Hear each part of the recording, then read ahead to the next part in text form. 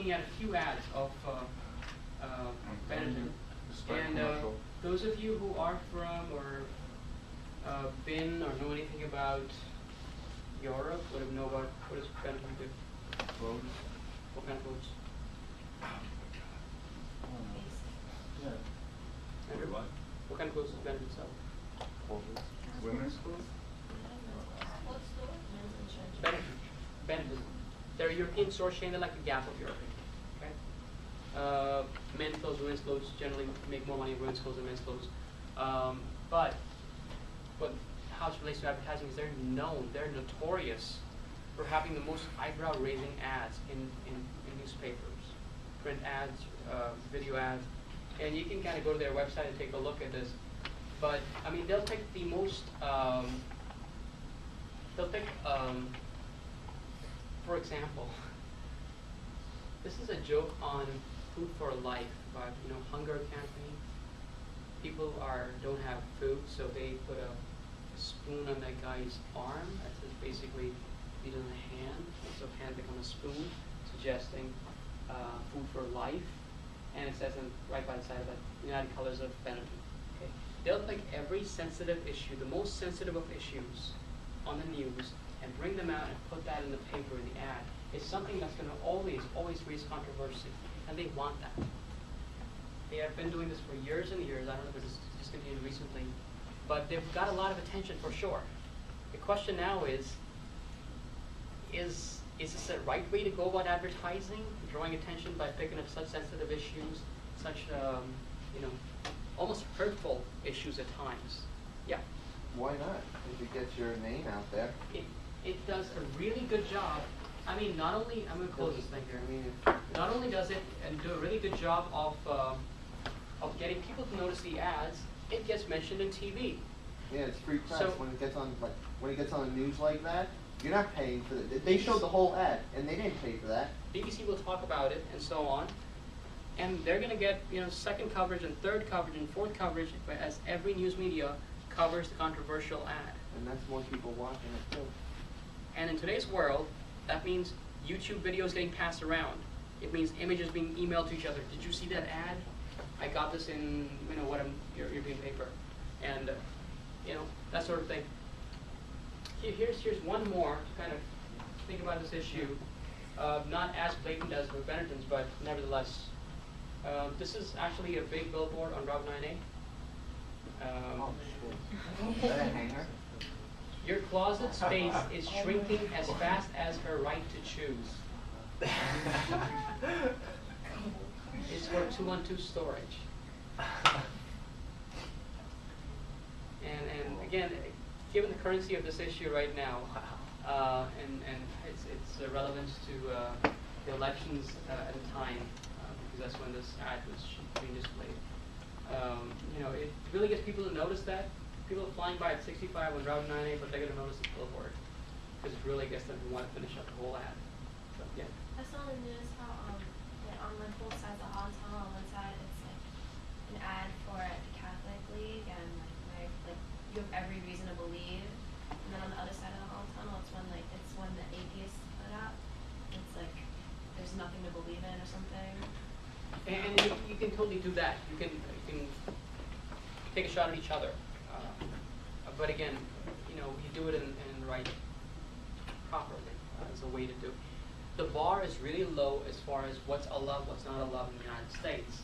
And the question here is, companies going too far with their advertising. The goal is to get attention. It's getting extremely difficult to get people's attention, to notice the ad, and so on. So you got to really get out of the box, and sometimes go into areas that you normally wouldn't go into. Yeah. Doesn't that hurt the company though? Because you're putting like a negative connotation. That's okay. That's an interesting point. What about Benetton also? Look at those ads for Benetton. I mean, they take a shot at poor people, take a shot at poor countries, at different racial groups, different religions. They're taking a shot at everybody possible, every group that they could possibly take a shot at. And so the question then is that a bad thing? I don't see why Benetton. Why would they do something like that? Why would a company that 212 Storage do something like this? To get attention, they're actually drawing negative attention in a sense. It doesn't make sense when it doesn't have to do with what their product or their service, but I can see why they do it anyways. That one does. And so the same argument is made about GoDaddy as well, the GoDaddy ads. Oh yeah. What is the relevance to the product, the domain names? It seemed like there's no relevance whatsoever. Here's the argument made. The argument made is that these companies are seeking to just create impressions, create recall.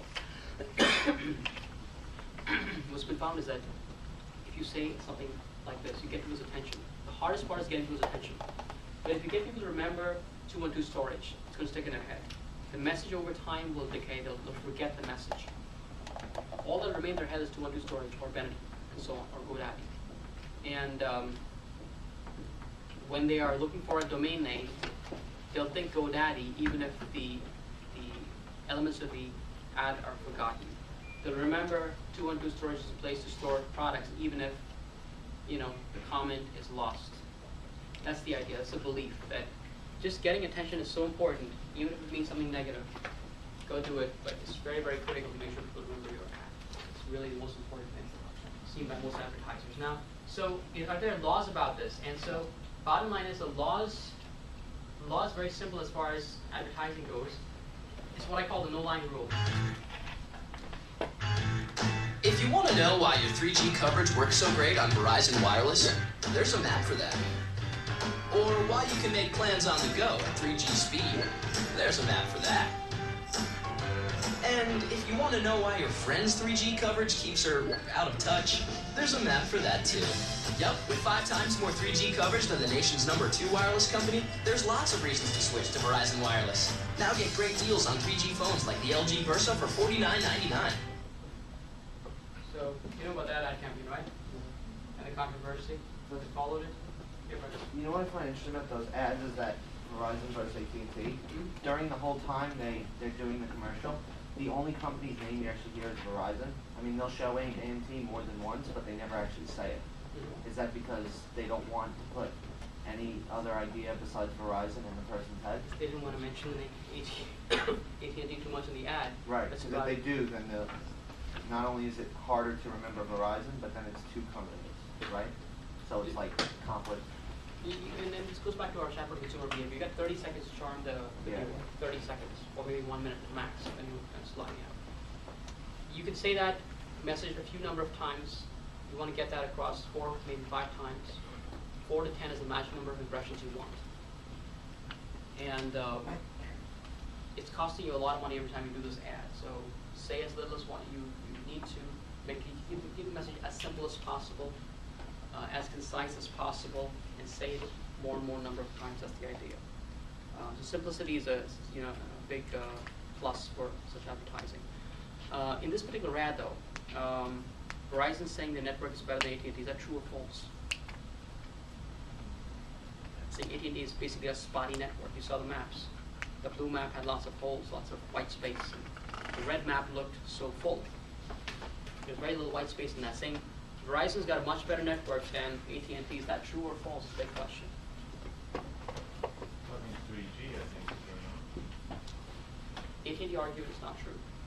They're saying they have more coverage, but that's just the regular network, not the 3G. Verizon's saying that is our 3G is So more coverage. AT&T came back and said their 3G network is not accurately depicted in that particular ad. And they eventually lost the case, though. But the point here is, and AT&T lost the case. They argued against it. They got a stay order on the ads by Verizon. Eventually, Verizon was allowed to advertise again after AT&T lost the case. But the key thing here is that you cannot lie in an ad. If you misrepresent, you lie. That's an easy way to have the ad pulled off the air.